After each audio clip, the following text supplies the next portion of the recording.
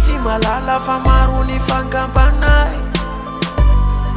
fa mila mitandrina foana na vehivavy na lehilahy aroviny vatanao sokafiny masonao de ampiasaoko ny sainao fefabero tanora taraiky amizao vanjino ny hoavy raha laisana bavy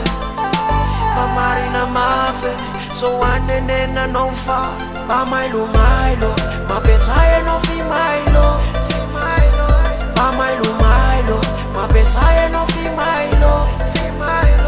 mamailomailo mampiasa anao fimailo mamailomailo mampiasa anao fimailo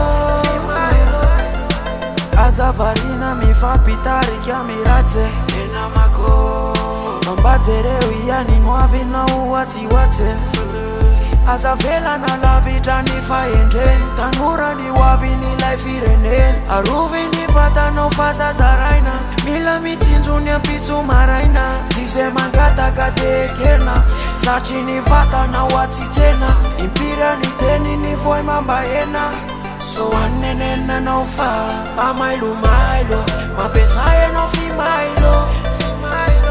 mamailomailo mampiasa anao fimailo mamailomailo mampiasa anao fimailo mamailomailo mampiasa anao fimailo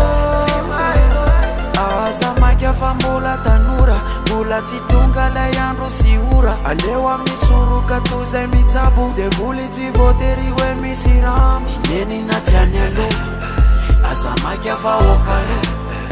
apekaro ny patalo enao aza mafilo ineny na tsy any aloha aza maika fa okalo apekaro ny patalo enao aza mafilo mamailomailo mampiasa anao fimailo mamailomailo mampiasa anao fimailo mamailomailo mampiasa anao fimailo mamailomailo mampiasa anao fimailo. Yeah man, one Malagasy people, one semana tsofina, one semana time arovin tena anao fa sarobidy, yeah.